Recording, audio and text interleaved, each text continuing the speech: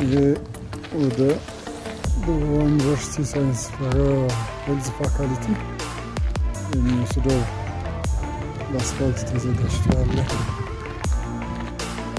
መንገድ ነው።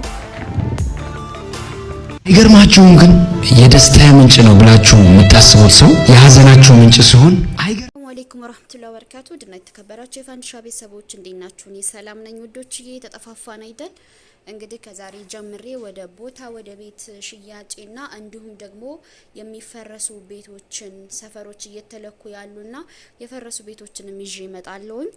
ሰሞኑን ሊፈረሱ ያሉትንም እነዛን ሙሉ አክባር ይዤ እመጣለሁ። እንዲሁም ደግሞ አንድ የባንክ ብድር የጀመረ ባንክ አለ።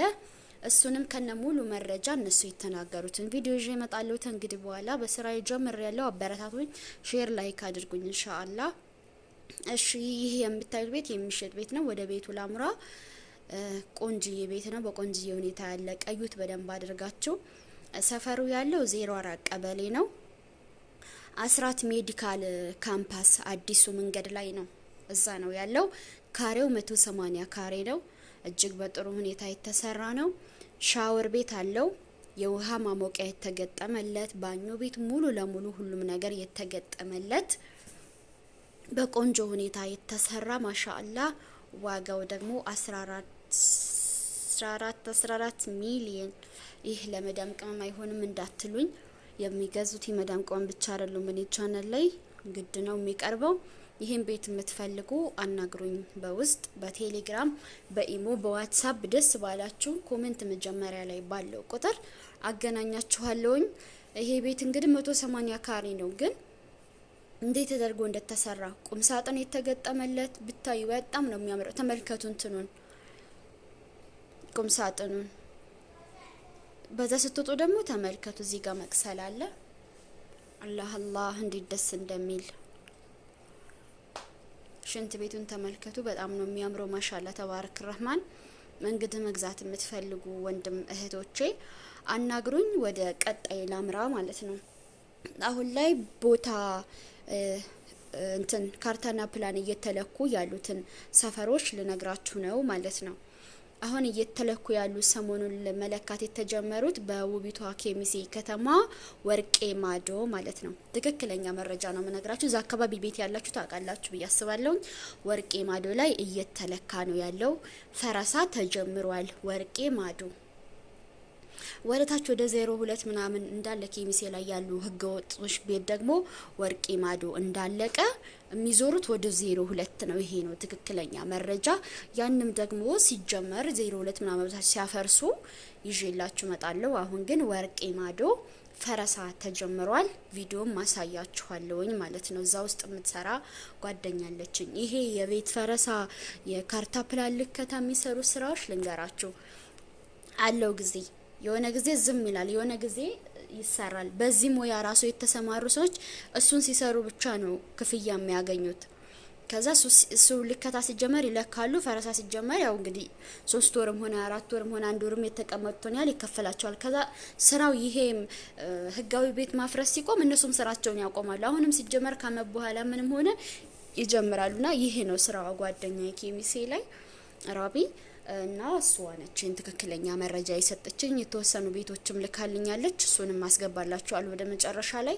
እንግዲህ እዚህ ውስጥ ባለቤት ካላችሁ አላይ ሲወብራችሁ ቀድማችሁ ሰማላችሁ። እዚህ ለምን ፖስሽ ደነግጣሉ አይባልም መቼ። ማንም ዘወገ ወጥ ቤት ሲገዛ የሆነ ቀን እንደሚፈርስ ልባችን ያምናል። ግን በቃ ራሳችንን ሸውደን ግማሹ ቢወሰድ ግማሹ ቢተርፍልን ብለን ነው የምንገዛው እንጂ ህገወጥ ቤት ለማንም አያዋጣም። ለዛ ምን ህገወጥ አትግዙም ብለው እንግዲህ አብሽሩ፣ አይዟችሁ፣ አላይ ድረስላችሁ ህገወጥ ቤት የሰራችሁ ውዶችዬ። ስለ ባንኩ ብድር ደግሞ ላውራችሁ። የባንክ ብድር አለ። ካሁን በፊት የተመዘገባችሁ እንግዲህ ቴሌግራሙ ላይ ያላችሁ ሰምታችሁታል። እናንተ ዘው ቴሌግራም ግሩፕ ላይ የተባላችሁትን ሰምታችሁታል። ያ መስፈርት ታሟሉና እናንተ እንግዲህ እንትን በሉ ማጨረሱ። ከለስካኒ ምንም ነገር የምናገረው ነገር የለኝም። እዛ በደንብ ስላብራሩላችሁ ማናጀሮች። ስለዚህ አዲስ መመዝገብ ለሚፈልጉ ብቻ ነው እዚህ ጋር የምናገረው። የባንክ ብድር የምትፈልጉ ውደቶቼ ልንገራችሁ ማለት ነው። የባንክ ብድሩ ምን መሰላችሁ? ለምሳሌ አንድ ቤት መግዛት ከፈለግሽ ያለሽን ነገር ታስይዣለሽ። ሁለተኛው ደግሞ በፊት አንድ ነገር ብቻ ነበር። ያ ምንድነው? የምትገዙትን በእነሱ ስም ይቀመጣል እዳውን እስከምትከፍሉ ነበር። አሁን ተጨማሪ ነገር አለ። አሁን ተጨማሪ ነገሩ ምንድነው? ያለሽንም ነገር ታስይዣለሽ። ያለሽን ነገር በባንክ ታስይዣለሽ፣ ቦታ ምናምን ካለሽ ማለት ነው። ብቻ ምንም ነገር ይኖርሽ ያለሽንም ነገር ታስይዣለሽ። በጣም ሀሪፍ ቻንስ ነው። ምን መሰለሽ? ግማሹን ብር እንኳን ከፍለሽ ሀገርሽ ብትገቢ ያ ያስያዝሽውን ነገር ሸጠሽ ከፍለሽ እዳሽን ትጨርሻለሽ። ቤትሽን በስምሽ ታዞሪያለሽ ማለት ነው። ጥሩ ቻንስ ነው። እንደውም ይሄን ነገር እኔ ይሄን በፊት ስላልነገርኳችሁ ይሄ ሲጨመርባችሁ አንዳንዶቻችሁ እኔ ማስይዘው ነገር የለኝም ፋንድሻኮ መጀመሪያ እንደዚህ ብለሽ አልሰራሽም በባንክ ብድር ብቻ ይገዛላችሁና ከዛ በኋላ በእነሱ ስም ይቀመጥና እዳውን ሲጨርሱ በ5 አመትም ሆነ በ1 አመትም ሆነ በ2 አመትም ሆነ በ3 አመት እዳውን ሲጨርሱ ነው ቤታቸው ስማችሁ ማዞር የምትችሉት ነው እንጂ አልሽን የሚያዝ ነገር አለ ብለ አላልሽንም ያላችሁን ይጠይቃችሁኝ ያለ በውስጥ ልክ ናችሁ። ነገር ግን እኔ መጀመሪያ እንደዛ አልተባልኩም። ግን ሁሉ ጊዜም የሆነ ስራ አዳዲስ ነገር እየተፈጠረበት ነው የሚሄደው። ልክ ዩቲዩብ የዛሬ ወርና ዛሬ አንድ አይደለም። የሆነ አዲስ ነገር ተፈጥሮ አሁን ለምሳሌ ድሮ ሰብስክራይቦቻችንን ማየት አንችልም። አሁን ግን ፍለፊት ላይ ቁጭ አድርገዋል። ወከዛሊክ ስራም እንደዚሁ ነው። የሆነ ነገሩ እየተቀየረ ነው የሚሄደውና ያ ነገር ያልተናገርኩ በሰዓቱ ያ ስላልተነገረ ነው። አሁን ላይ ግን ይሄ ነገር መጥቷል። የፈለጋችሁ መበደር ትችላላችሁ፣ የከበዳችሁ ደግሞ ችግር የለም ውዶችዬ ማለት ነውና ያሁኑ ብድር ውዶችዬ ያላችሁ ነገር በስማቸው በባንክ ታስይዛላችሁ። ከዛ ከባንክ ብድር ስትወስዱ ደግሞ የሆነ ነገር ስትገዙ የሆነ ነገር ሲባል ዝም ብሎ ነገር መግዛት አይቻልም። የሆነ የሚመገብ የሆነ የሚጠፋ ነገር ምናምን ነገር መበደር አይቻልም።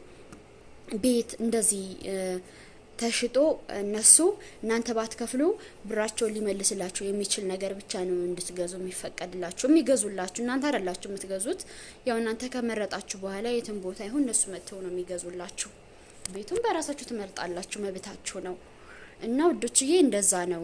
ግን የምታስይዙት ነገር አለ። ያን በባንክ ነው የሚያዘው። ግን እንደ ክፉ አትዩት፣ አትደናገጡ። ለእናንተ ጥቅም አለው እንጂ ክፋት የለውም። ምክንያቱም ግማሽ ብር ከፍለሽ ለምሳሌ ሀገርሽ ብትገቢ ተይዘሽ ምናምን ነገር ወይ ደግሞ አሞሽ ምናምን ነገር ያ ግማሽ የከፈልሽው ብር ነው የሚመለስልሽ እንጂ ቤቱን መውሰድ አትችይም። ግማሽ ብር ከፍለሽ ሀገር ብትገቢ የከፈልሽውን ብር ባንክ ይመልስልሻል እንጂ ቤቱን አታገኝም ሙሉ ብር ሳትከፍል፣ የታወቀ ነው። ስለዚህ ያሲያሽው ነገር ግን ካለሽ ያሲያሽው ነገር ተሽጦ የከፈልሽው ብር ላይ ተጨምሩ የባንኩን ብድር የሚሞላ ከሆነ ሂሳቡ በዛ ትገላገያለሽ ማለት አትቀሚም። ቤቱን አይሸጥብሽም ባንክ ማለት ነው። ይሄን ይመስላል። ይሄን የምትፈልጉ ኑቶላ አሁንም አያችሁት በመታገስ ብዙዎቻችሁ 1000 አመት ሆነው እኮ ይሄው ተመዝግቤ ብድሩ እያላችሁ ቴሌግራም ላይ ያላችሁ ስጨቀጭቁኝ፣ ግን በራሱ ጊዜ ይመጣላችሁ። ግን ሲመጣላችሁ ደግሞ አንዳንዶቻችሁ ጣጣ በዛችሁ ውዶችዬ። መጀመሪያ አላልሽንም የሚያዝ ነገር እኔም አላሉኝም በእነሱ ፊት ተናግሬያለሁ። ግን ታግሳችሁ ይሄው እዚህ ደረሳችሁ አልহামዱሊላህ። ስለዚህ አሁንም እንታገሳለን። ውሰጂን ካላችሁ ኑቶሎ አሁንም እንደገና እንዳዲስ ለብቻ አዲሶችን አስረክብና ደግሞ እነዛ ሲጨርሱ ተካላችሁ አለ። አሁን ላይ የተሰራ ነው። እሺ ውዶችዬ፣ ግን ይሄ መስፈርት አሟሉ። እሺ በፊት እንዳልኳችሁ አይደለም። ሀይ ጨርሻለሁኝ። ሪከርድ አላበዛ